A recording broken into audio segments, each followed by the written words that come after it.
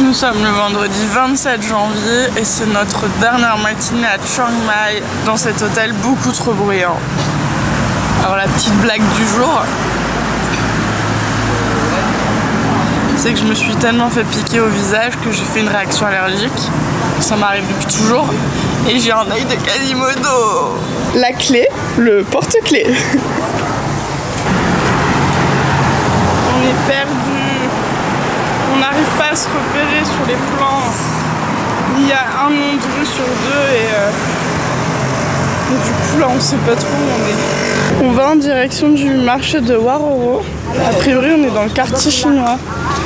Et en fait le nouvel an chinois commence demain. Il paraît que ça va être le bordel dans le pays.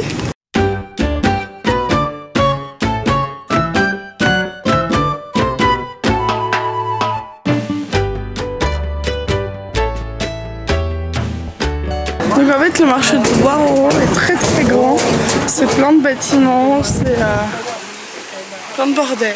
Par contre il y a un petit peu de tissu au rayon vêtements puisqu'en fait ce que moi j'appelle du tissu au mètre, plus ou moins, c'est des tissus indiens pour s'habiller, j'ai oublié le nom encore, mais si vous en cherchez ça sera là-bas qu'il faudra aller. Du tissu, du tissu, du tissu. J'ai acheté du tissu. Ça va être lourd dans le sac.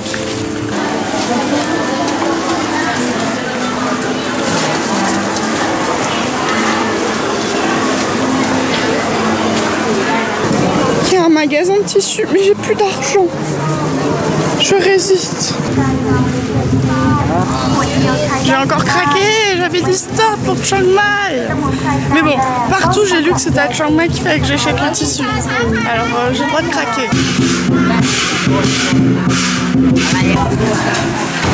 Donc on vient de rendre notre chambre, on en avait qu'une. Et on doit attendre encore 1h30, 2h avant d'aller prendre le bus pour Sukhothai. Et comme on a les gros sacs, bah, on attend à l'hôtel.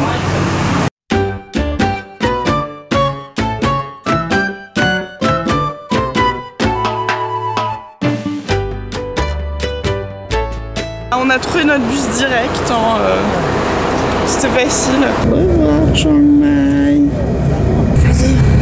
On a pris un bus pour Sukhothai. Ça nous a coûté 200 bahts, soit 5 €.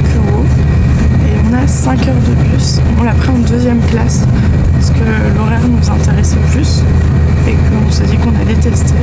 C'est à peu près comme le premier bus qu'on a pris pour aller à Ko Chang.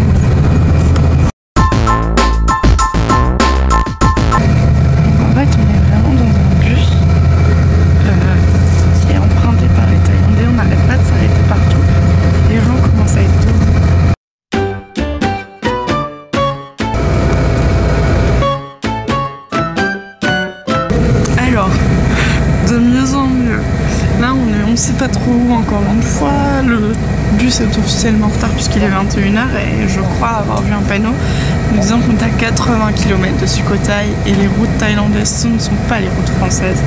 Puis surtout il y a des flics qui sont montés dans le bus, qui ont regardé sous le bus, qui font ça dans tous les bus, à la gare où on est. Et on sait pas. Ils nous ont fait peur. Ils nous ont fait peur. On pense qu'ils cherchent quelqu'un. Ils nous ont pris en photo. Ça devient inquiétant là. Vraiment. Papa, maman, si vous trouvez ce vlog. On est en prison à 80 km de Sukhothai. Tu ne veux pas faire l'effort. S'il vous plaît. Je sais plus maintenant.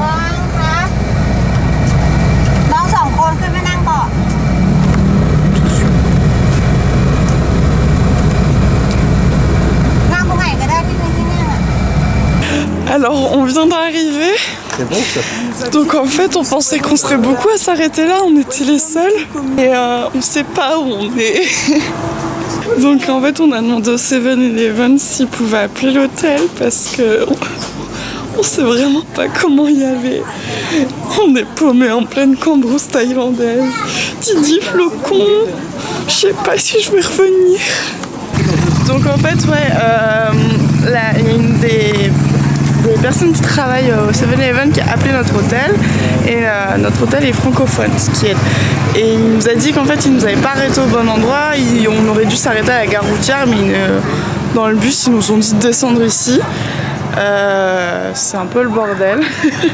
Mais du coup elle est hyper gentille puisqu'elle nous a commandé un taxi ou un tuk-tuk, on sait pas trop, mais parce qu'en fait on est à 12 km de l'hôtel.